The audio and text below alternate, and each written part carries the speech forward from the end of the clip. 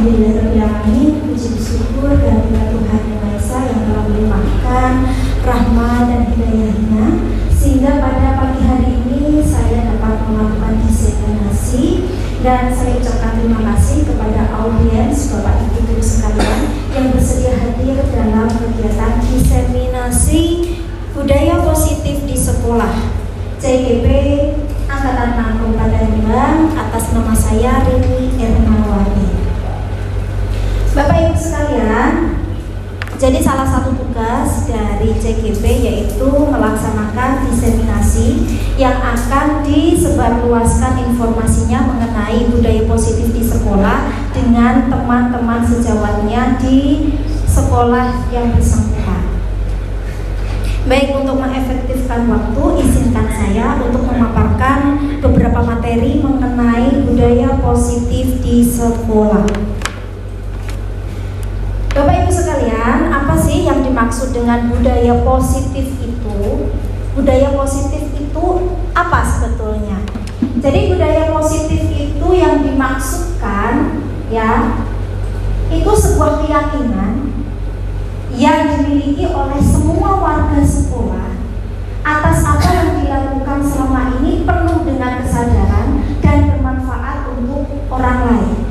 Atau secara sistematikanya bahwa budaya positif itu adalah perwujudan dari nilai-nilai atau keyakinan universal yang diterapkan di sekolah, atau selama ini kita sebutkan dengan sebuah peraturan-peraturan yang telah ditentukan oleh sekolah. Contoh, Bapak Ibu Guru harus hadir di sekolah sebelum jam 7. Bapak Ibu Guru harus hadir di dalam kelas tepat waktu, ataupun peraturan yang ditulis untuk siswa. Siswa masuk sekolah jam sekian, pulang jam sekian, dan sebagainya.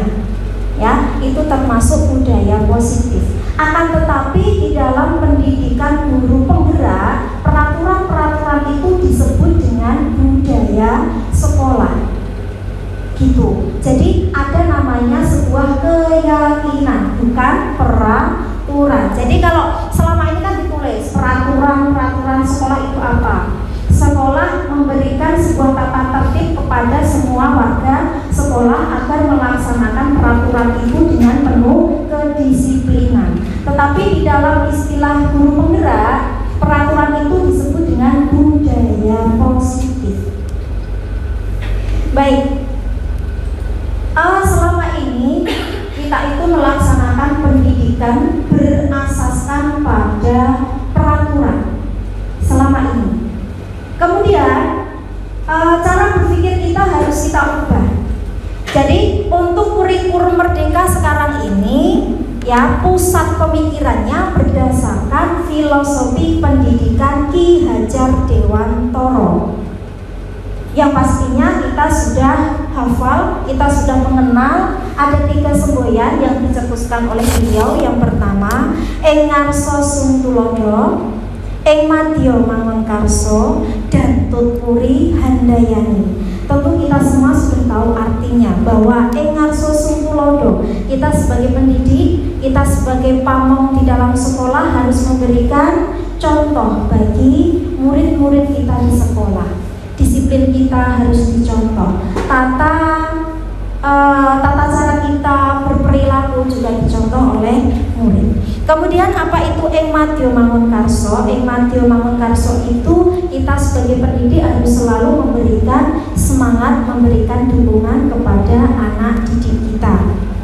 Dan terakhir, Tutpuri Handayani. Kita sebagai pendidik harus bisa berada di belakang, yaitu sebagai penuntun mereka, agar mereka itu mendapatkan jalan yang tepat, tidak mendapatkan jalan yang salah ketika mereka melanjutkan kehidupannya.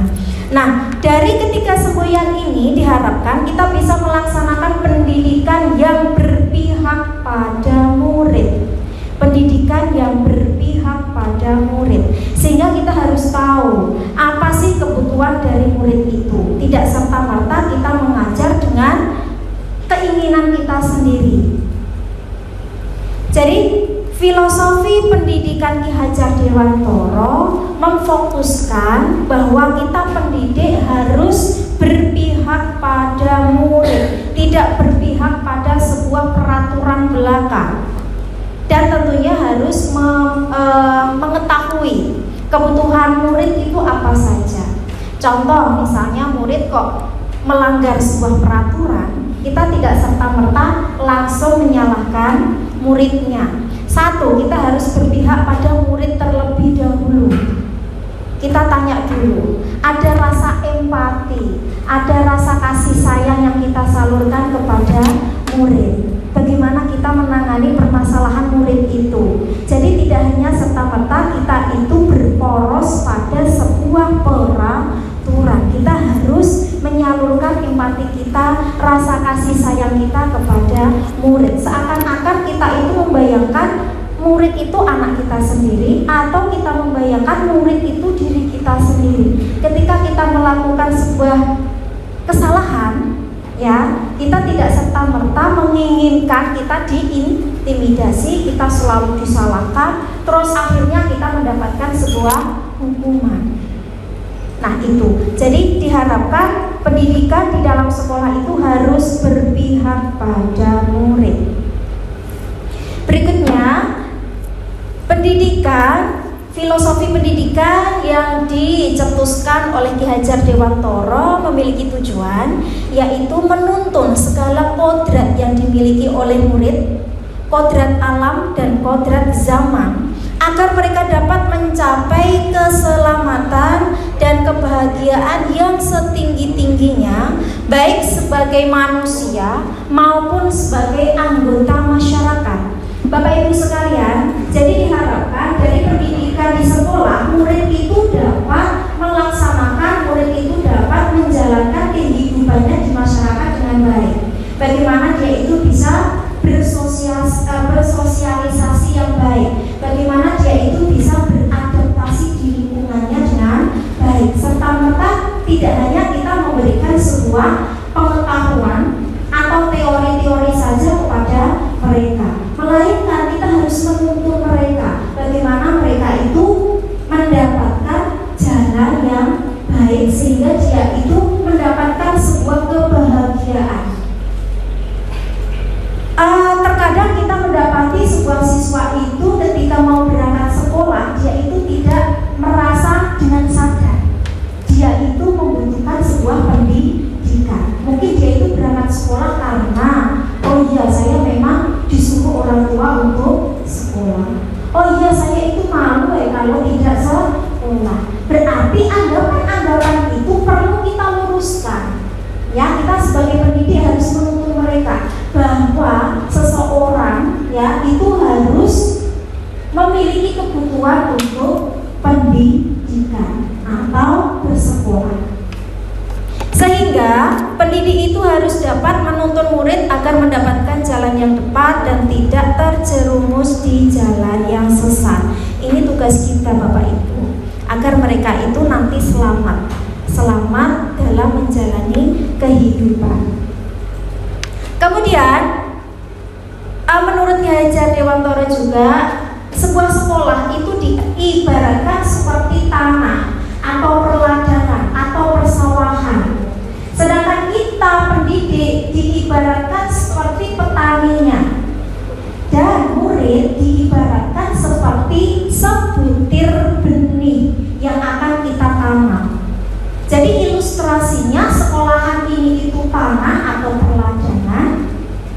Kita sebagai petani harus bisa menyemai, harus bisa menyirami bibit-bibit itu sehingga bibit itu bisa tumbuh dengan baik, bisa tumbuh menjadi tanaman yang berkualitas. Sehingga kita harus tahu kodrat alam anak dan kodrat zaman anak.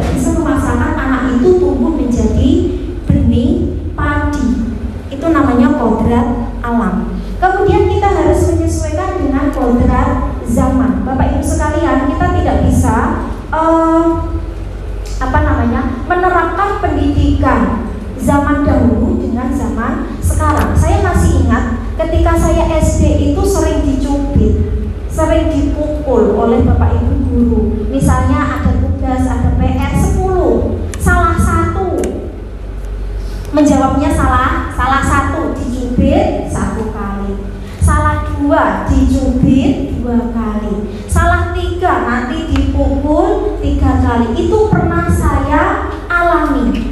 Jika pendidikan itu kita terapkan di zaman sekarang, tentu sudah tidak cocok, karena memang zamannya sudah berbeda.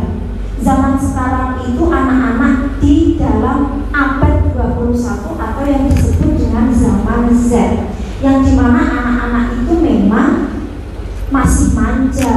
Anak-anak itu memang apa-apa sudah disediakan, apa-apa mereka sudah mendapatkan informasi dengan mudah, tidak seperti pendidikan yang dulu. Jadi kita harus menyesuaikan dengan zamannya. Kalau zamannya sekarang ini teknologi sudah canggih, maka kita dalam pembelajaran juga harus dapat memaksimalkan atau menggunakan teknologi yang canggih pula. Salah satunya kita bisa menggunakan permainan, menggunakan game dalam sebuah pembelajaran.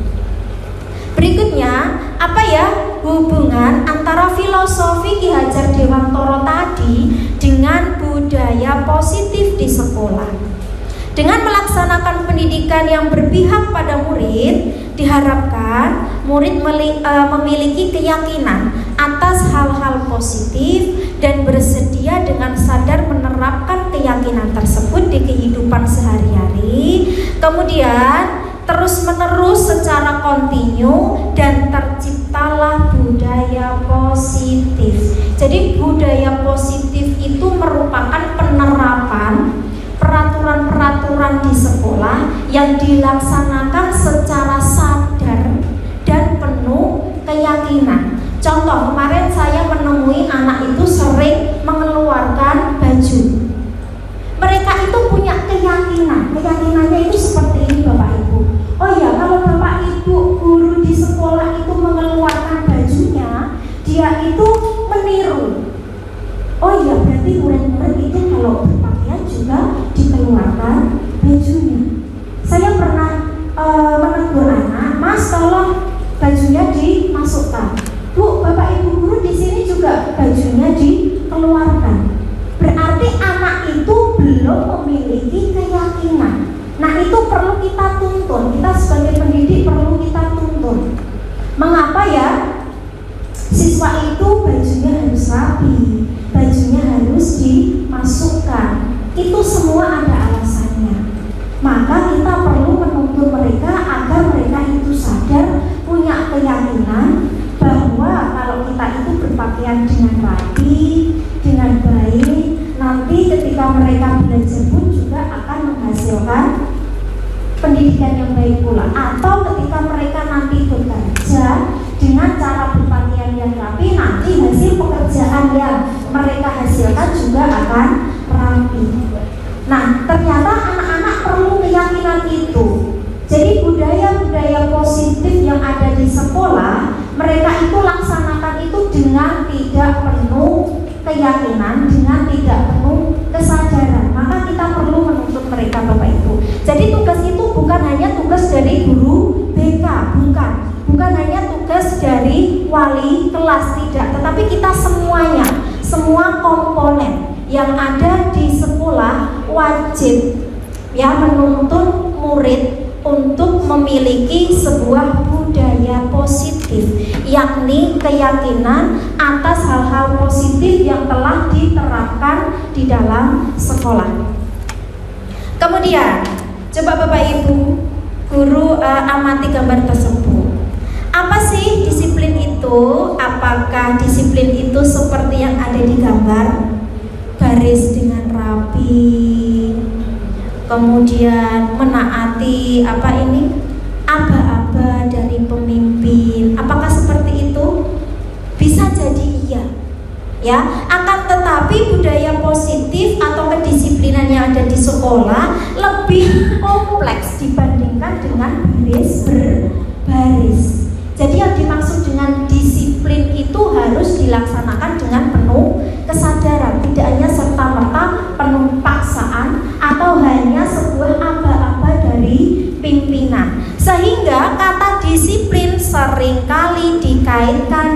dengan sikap kontrol. Bapak Ibu sekalian, kita sebagai guru harus memiliki sikap kontrol.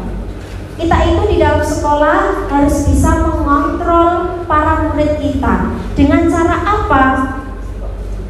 Ya, dengan cara apa? Satu, ini ya, 5 posisi kontrol yang harus dimiliki oleh guru. 1, sebagai penghukum. Biasanya kalau saya pribadi pernah melaksanakan hukuman jika anak telat mengumpulkan tugas, anak tidak mengerjakan tugas, saya minta mereka untuk mengerjakan berkali lipat. Dan dampaknya Bapak Ibu, ternyata mereka itu tidak sadar. Kalau diberi hukuman mereka itu malah tidak sadari. Mereka malah seakan-akan itu dendam sama kita. Seakan-akan mereka itu merasa, kok saya diperlakukan seperti ini, tidak seperti anak-anak yang lain. Padahal dia itu merupakan anak yang bermasalah tentunya. Dan kita sebagai guru harus bisa menyelesaikan permasalahan itu. Contoh kalimat-kalimat penghukum yang biasanya digunakan: patuhi aturan saya, atau awas, kamu selalu saja salah, selalu, pasti selalu yang terakhir selesai. Ini kalimat-kalimat penghukum. Jadi kalimat-kalimat negatif ini alangkah lebih baiknya kita hindari. Jadi posisi kontrol guru sebagai penghukum harus kita hindari semaksimal mungkin. Ini untuk diri pribadi saya Bapak Ibu. Jadi saya juga mau berubah, mau berevaluasi, mau merefleksi bahwa memberikan hukuman pada siswa itu memang tidak memberikan dampak positif bagi mereka. Posisi kontrol guru yang kedua, pembuat orang merasa bersalah. Ini juga pernah saya praktikkan Bapak Ibu. Kadang saya ngomong sama siswa, ya Allah, kamu itu gak kasihan ya sama Bu Rini. Bu Rini itu tadi sudah kesini loh, tepat waktu, tapi kok kalian masih dikatin. Ya Allah Gusti, gak sampai Bu Rini saja. Saya itu pernah seperti itu. Kadang saya pernah sampai ngomong kayak gini, ya Allah Gusti, coba Bu Rini gantong di depan kelas ya, Bu Rini jingkret sekalian. Saya pernah bilang seperti itu. Saya mencoba anak itu bisa merasa, oh ya saya bersalah. Ini namanya posisi kontrol guru sebagai pembuat orang merasa bersalah. Ternyata praktik seperti ini juga tidak dibenarkan. Bahkan anak itu nanti bukannya malah sadar, malah dia itu akan mengulangi lagi kesalahan yang sama. Terus posisi kontrol guru yang ketiga yaitu sebagai teman. Ya, bagaimana kita itu menghadapi murid, kita ajak ngobrol dengan enak, yakni kita memosisikan diri sebagai teman.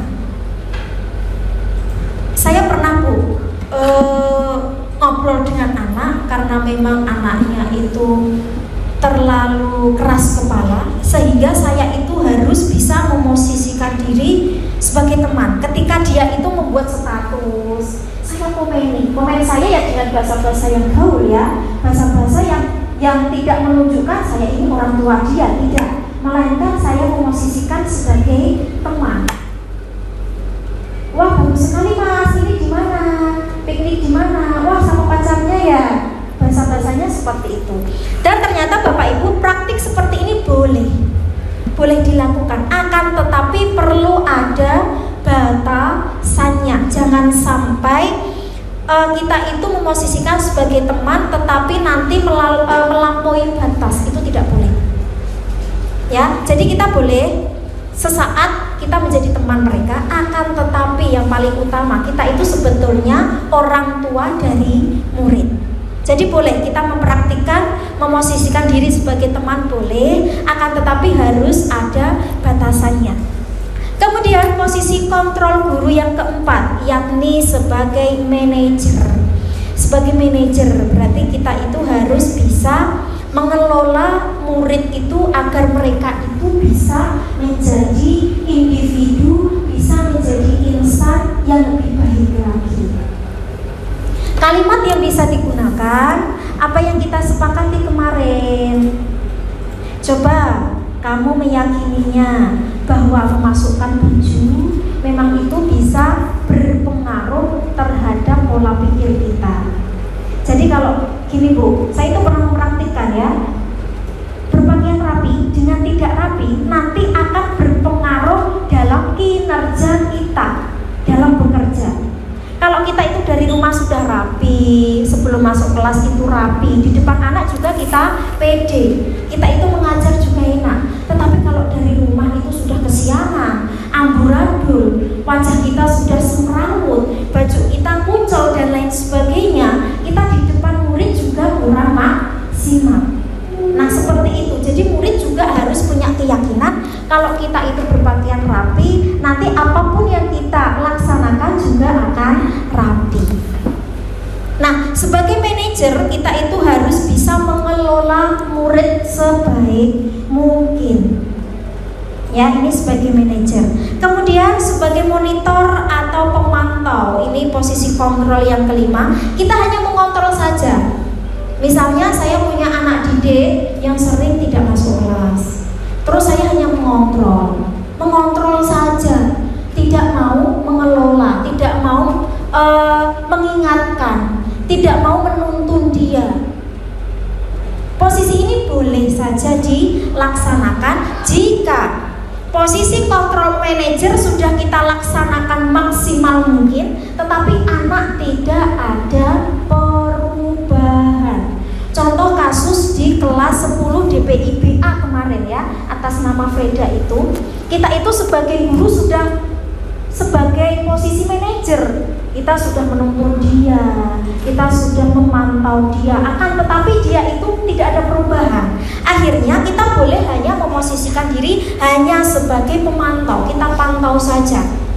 Kita sudah memberikan nasihat, kita sudah home visit, di dalam kelas saya selalu mendekati dia Bu, si anak Freda ini ya, agar dia itu mau sekolah, agar dia itu nyaman di dalam kelas. Karena saya melihat dia itu di dalam kelas juga sudah tidak nyaman, dia itu tidak bisa dekat dengan teman-temannya. Saya sendiri pribadi sudah memposisikan diri sebagai manajer. Akan tetapi jika posisi manajer ini kita praktikkan secara maksimal kok anak tidak ada perubahan, kita bisa beralih ke posisi pemantau saja, kita pantau saja dia. Gitu Bapak Ibu. Jadi simpulannya dari kelima posisi kontrol guru yang tidak boleh kita praktikkan itu dua, sebagai penghukum dan sebagai pembuat orang merasa bersalah. Sedangkan tiga posisi kontrol yang lain, yaitu sebagai teman, sebagai manajer, sebagai monitoring atau pemantau, sangat boleh kita praktikkan dalam pendidikan.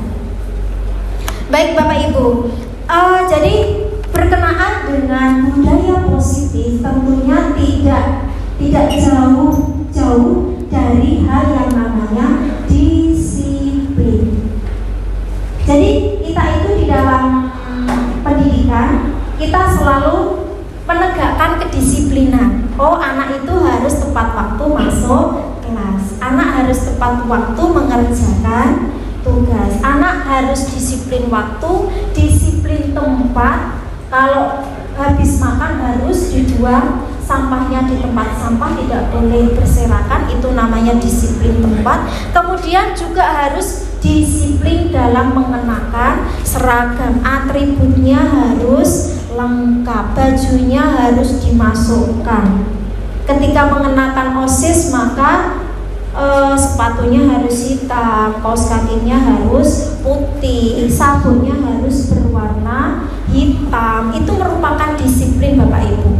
Dan memang murid kita kan ribuan, tidak semuanya itu memiliki jiwa budaya positif. Pasti ada satu dua, ada murid yang tidak melaksanakan budaya positif tersebut. Maka kita dalam menghadapi permasalahan tersebut, kita harus menerapkan yang namanya segitiga restitusi. Apa itu segitiga restitusi?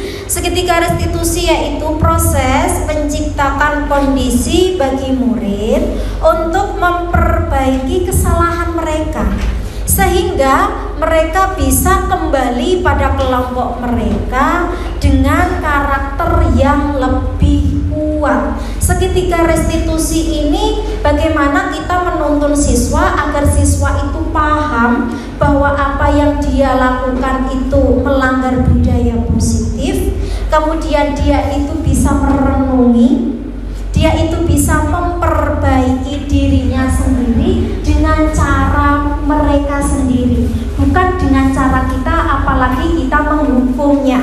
Itu salah, ya. Atau menurut Gosen, ya, restitusi juga merupakan proses kolaboratif ya, kerjasama yang mengajarkan murid untuk mencari solusi agar masalah mereka itu dapat terselesaikan dengan cara dia sendiri.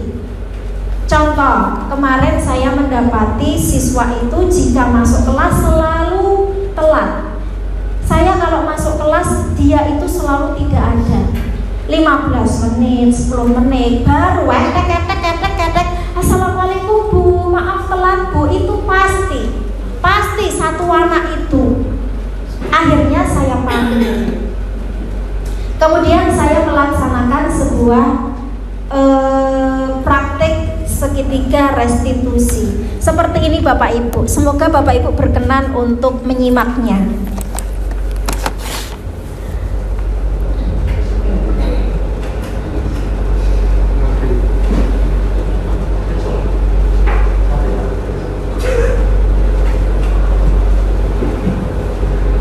Baik Bapak Ibu, ini hasil demonstrasi saya mengenai seketika restitusi.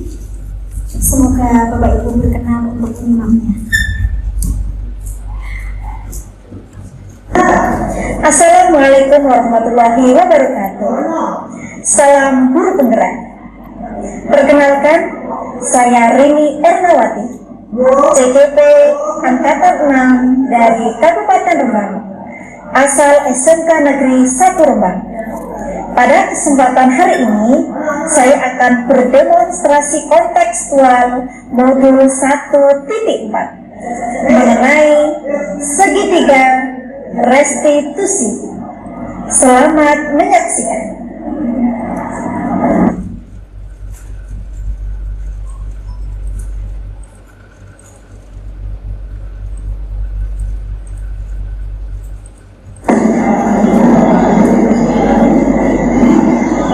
Terus ini tadi punya ya dari Bapak Ibu yang lain, karena di kali kelas 1 ini kita membahas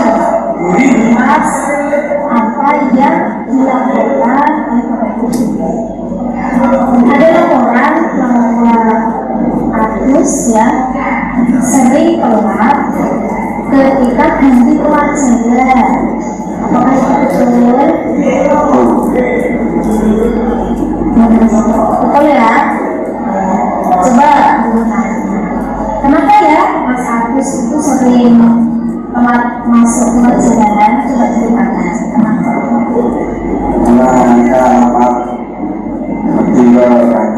Oh, berarti telatnya gara-gara berkali-kali. Makan gitu ya, telat masuk kelas. Mengapa kok lapar? Apakah sarapan pagi tadi belum? Mana?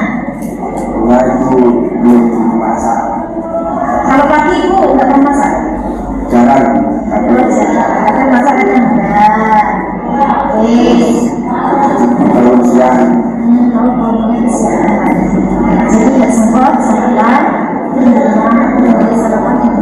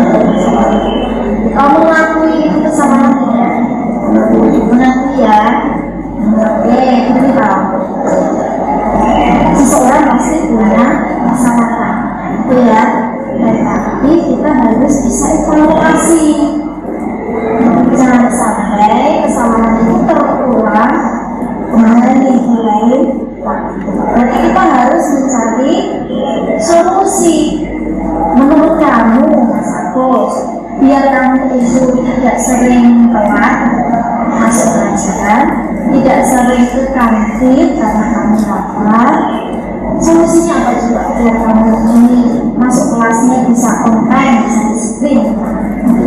Sarapan di rumah, bangun pagi. Bangun pagi, terus sarapan dari rumah. Misal ibu kamu kok nggak masak, berarti kamu sarapannya gimana? Di warung. Di warung ya, makan di rumah atau kamu bawa ke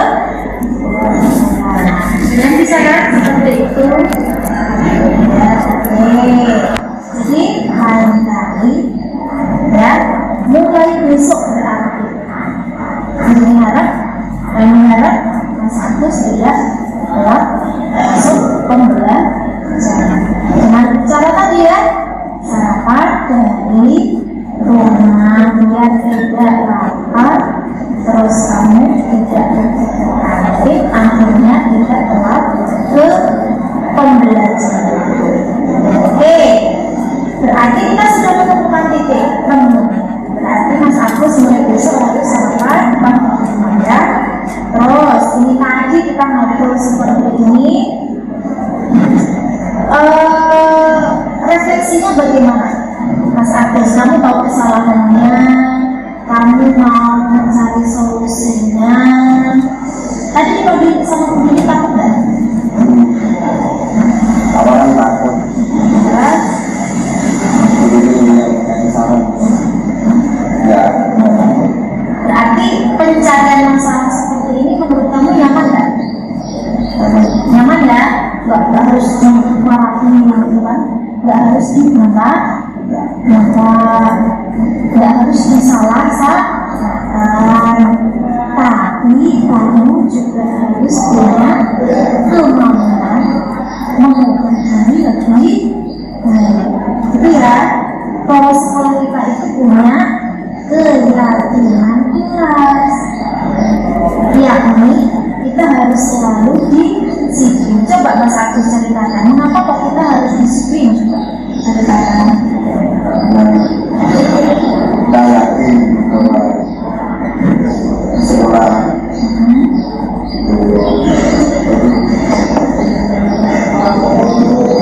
ada peraturan Ya. sekolah. Kita kan diminta disiplin, kita dilatih agar besok ketika kita sudah terjun ke dunia kerja, kita terbiasa untuk disiplin. Itu ya. Oke, terima kasih Mas Agus Nugroho. Jadi lain kali Bu Dini berharap Bu Dini tidak mendengar keluhan dari bapak dan ibu yang lain tentang keterlambatan masuk pelajaran. Siap? Bisa diterima ya? Silakan masuk kelas. Terima kasih.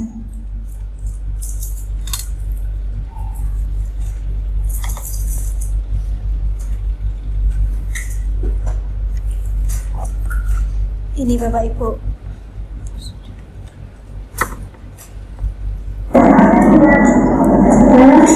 Nah, tadi kita ketemu sama kamu. Ya, Bu. Tahu kan? Peraturan di sini itu gimana? Tahu. Terus? Ya, saya sudah tidak ada kekuatan. Oke, ini tahu. Semua siswa pasti pernah berbuat salah, itu ya. Ya. Tapi kami harap siswa itu tidak mengulangi kesalahan kita. Ya, Bu. Oke, sekarang coba cerita sama Bu. Kenapa ya kamu terus siswa-siswa yang lain mungkin kok bajunya itu sering dikeluarkan? Itu, Bu, gak nyaman soalnya. Terus kenapa gak nyaman? Pengen dikeluarkan aja, Bu. Dikeluarkan aja, nggak ada alasan yang lain. Oh mungkin kurang tinggi atau mungkin kurang bebas. Ya, faktor berat juga. Ada faktor beratnya. Terus apalagi kenapa kok sering dikeluarkan sering berat? Yang kelihatan pun. Oh gitu, biar kelihatan umur, biar kelihatan ganteng enggak? Oke, baik. Terus menurut kamu baju dikeluarkan sama dimasukkan itu lebih bagus yang mana? Lebih bagusnya yang dimasukkan. Kenapa kok lebih bagus yang dimasukkan dibandingkan di luar? Soalnya berarti Lebih rapi, ya kan? Terus lebih enak dipandang. Terus kalau rapi, kita itu kalau melakukan pekerjaan juga tidak ribet. Karena di sini itu SMK, ya kan? ya Kita dilatih untuk rapi agar besok ketika bekerja, gimana menurut kamu? Kamu kalau bekerja itu besok itu lebih bagus yang rapi atau yang amburadul seperti itu? lebih bagus yang rapi. Lebih bagus yang rapi. Mengapa kalau lebih bagus yang rapi? Karena rapi itu juga mencerminkan. Oh iya, iya. Rajin itu mencerminkan karakter diri. Kalau rajin rapi, pekerjaan yang dihasilkan juga lebih rajin. Nah, itu Ibu sudah tahu, ya kan? Berarti gimana ini seterusnya? Habis ini gimana? Masih pengen mengeluarkan bajunya enggak? Enggak. Ya, ya.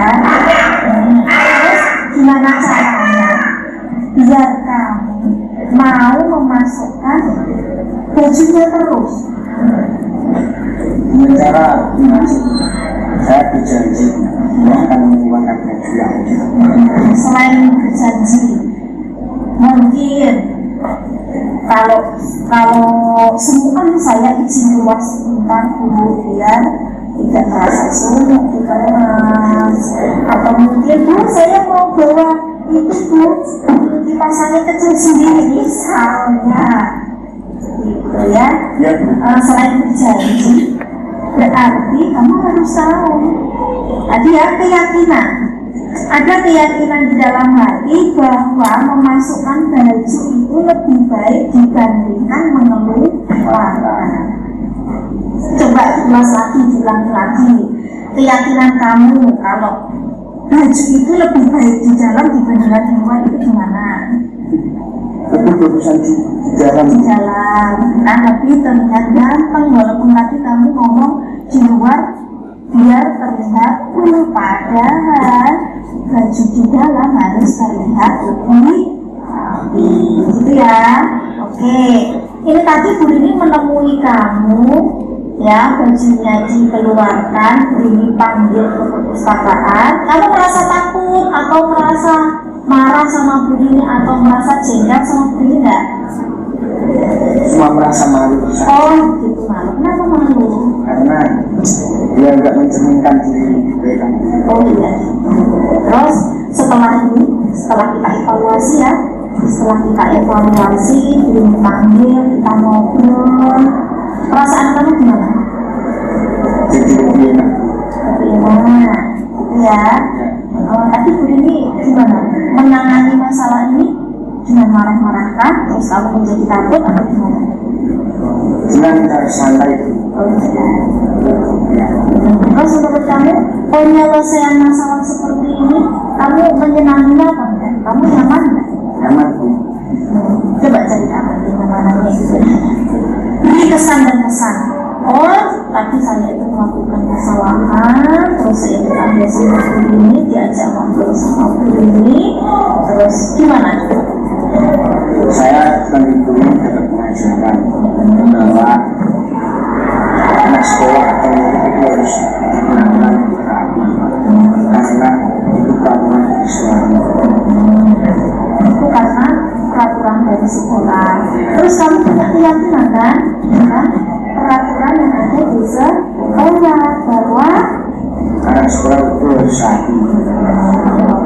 kesan dan pesannya setelah ketemu sama Bu Rini. Saya Takut apa enggak? tidak Kesannya. misalnya ya senang juga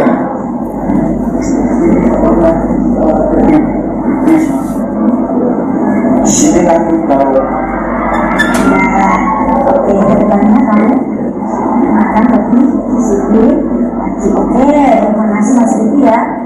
besok berarti mulai dari sekarang dan seterusnya ya. Kami harap Bibi dan teman-teman yang lain bisa berpenampilannya Islam, karena itu merupakan cermin atau jadi kita harus punya karakter itu ya. Baik, silakan boleh kembali ke kelas. Terima kasih.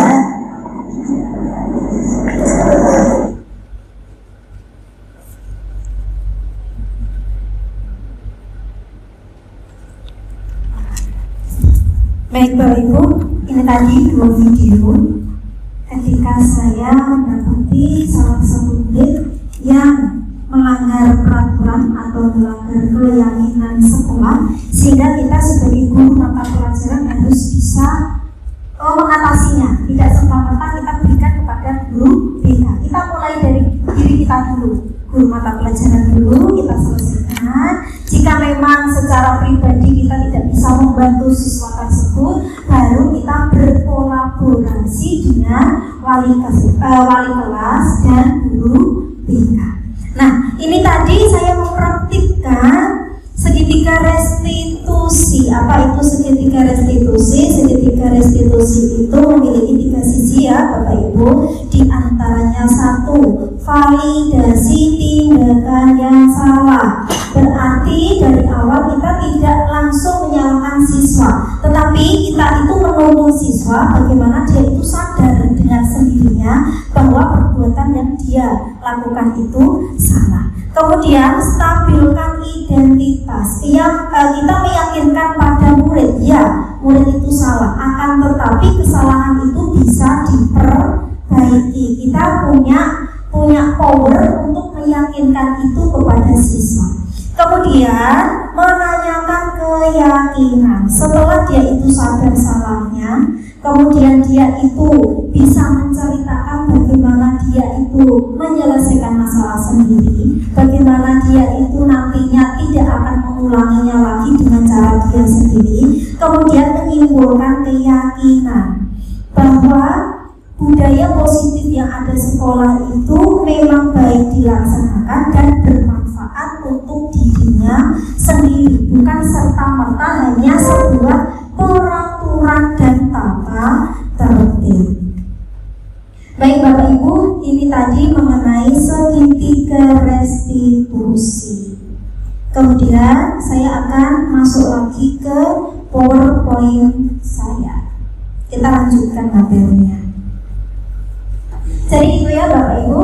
Jadi ketika kita menangani sebuah permasalahan dari murid, jangan sampai kita memberikan luka atau bekas namanya apa ya? Bekas goresan. Kita menambahkan goresan di hatinya lagi, sehingga anak itu mungkin akan merasa dendam atau merasa tidak suka dan sebagainya kepada kita.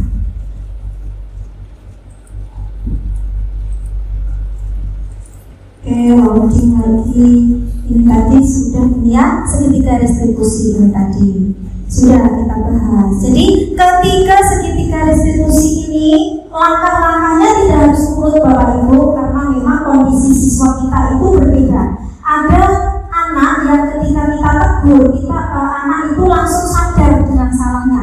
Tetapi kadang pula saya mendapati anak itu tidak sadar dengan kesalahannya. Contoh, saya mendapati anak itu tidur ketika pembelajaran. Ketika saya itu memegangnya, kemudian dia itu kaget.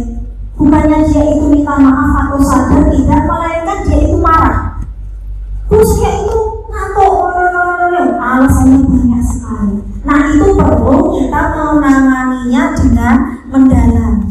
Ya, jadi segitiga restitusinya itu kita terapkan secara kompleks. Tetapi kalau anaknya itu ketika kita tegur kok dia langsung mengerti, oh ya, iya Bu, maaf Bu, saya itu ngantuk itu. Maaf ya Bu ya, berarti dia sadar dia itu salah. Berarti tahapan segitiga restitusi ini tidak kita terapkan secara kompleks, tidak masalah. Kita langsung menanyakan tentang keyakinan, langsung tidak masalah. Seperti itu Bapak Ibu. Ini ada beberapa contoh mengenai penerapan segitiga restitusi. Ada kasus murid selalu mengeluarkan baju. Ini tadi saya ambil dari dialog yang saya siswa, tadi siswa 10 DPIPB.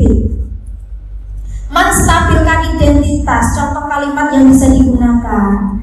Berbuat salah itu tidak apa-apa, ya, asalkan tidak diulanginya lagi. Tidak ada manusia yang sempurna. Jadi murid itu memang kadang pula bersalah. Akan tetapi itu tadi, jangan sampai mengulangi kesalahan yang sama. Kemudian masih ingat dengan kesepakatan kita di sekolah. Lalu menurut kamu mengeluarkan baju saat pembelajaran berlangsung itu sebuah tindakan melanggar kesepakatan tidak? Ini ya. Kemudian validasi tindakan. Kamu pasti punya alasan. Kita lihat dulu alasannya. Mengapa kok melakukan sebuah pelanggaran? Jangan langsung kita menyalahkan anak. Kemudian yang terakhir menanyakan keyakinan. Contoh kalimat yang bisa digunakan.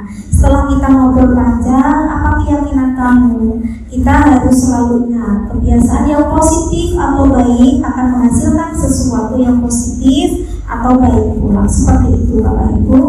Kemudian berkenaan dengan segitiga restitusi, kita harus tahu peran guru. Ini tidak hanya serta-merta guru penggerak. Bapak Ibu sekalian, tanpa kita sadari, kita semua itu merupakan guru penggerak. Hanya saja perbedaannya itu di bagian administrasinya.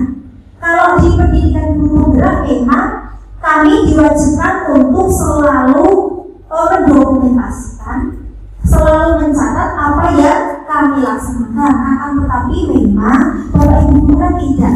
Dan saya yakin semua guru di SMK 1 sudah melaksanakan pendidikan guru penggerak. Apapun yang kita laksanakan pasti sesuatu yang terbaik untuk murid. Apapun yang kita laksanakan pasti memenuhi kebutuhan murid. Itu pasti, saya yakin. Hanya saja secara administrasi saja kita berbeda. Seperti itu Bapak Ibu. Satu, kita itu harus berpihak pada murid. Kita itu harus bisa menyalurkan empati kita, rasa kasih sayang kita kepada murid. Tidak hanya kita itu mengajar mereka itu sebagai profesi belaka. Mengajar saja, yang penting kewajiban saya mengajar sudah selesai. Anak itu mudeng atau enggak peduli. Anak itu di dalam kelas itu nyaman atau tidak, kita enggak peduli.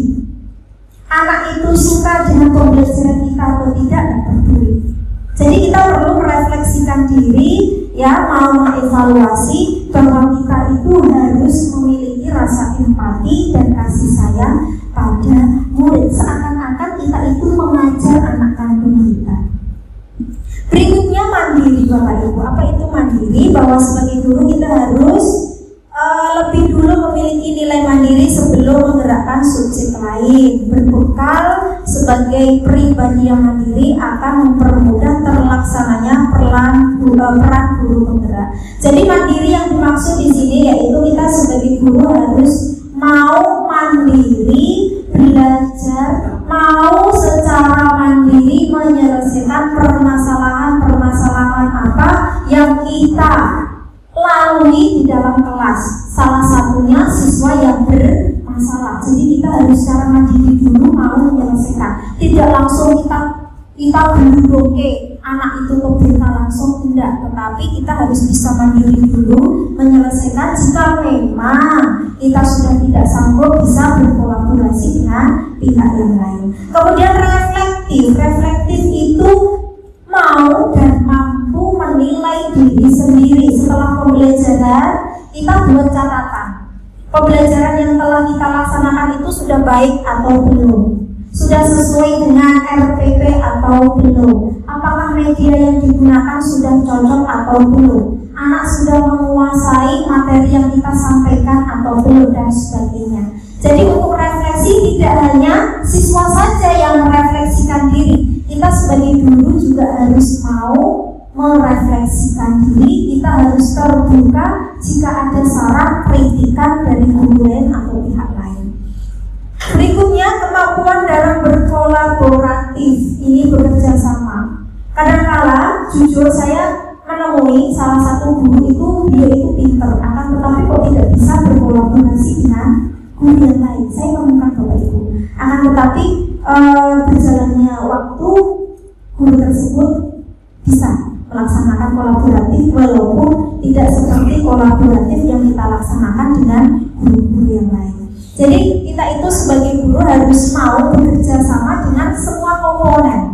Sama siswa kita harus bisa bekerja sama Bapak Ibu. Misalnya kita sebagai pembina, kita harus bisa bekerja sama dengan siswa tersebut. Kita sebagai wali kelas, kita harus mau bekerja sama dengan para murid. Berikutnya kita harus bisa berinovasi, yakni inovatif, yang memanfaatkan teknologi yang sekarang ini memang kita tidak bisa memungkiri dunia sudah di dalam genggaman teknologi, sehingga kita sebagai guru juga harus pintar teknologi juga, inovatif juga dalam mengemas sebuah pembelajaran, inovatif juga dalam penggunaan media pembelajaran, sehingga pembelajaran yang kita praktikkan itu bermakna dan bermanfaat bagi murid.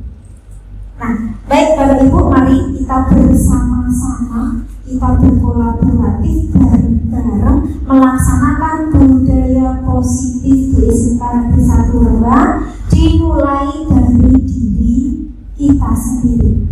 Bapak Ibu, mohon maaf pada kesempatan hari ini saya pribadi tidak berniat untuk menggurui ya. Saya hanya ingin berbagi pengetahuan positif mengenai apa yang telah saya dapatkan di pendidikan guru penggerak. Pada kesempatan hari ini saya mempersilakan Bapak Ibu jika ingin mau bertanya, memberikan kritik boleh, tidak harus bertanya, memberikan kritik boleh, memberikan saran dan lain sebagainya, monggo. Ada yang mau memberikan sumbang saran dari saya? Tidak ada. Jika tidak ada, untuk mengefektifkan waktu saya akhiri ya Bapak Ibu. Saya berterima kasih sekali pada Bapak Ibu yang berkenan hadir dalam kegiatan diseminasi pada pagi hari ini, dan saya mohon maaf jika ada salah kata, jika ada kekurangan. Wassalamualaikum warahmatullahi wabarakatuh.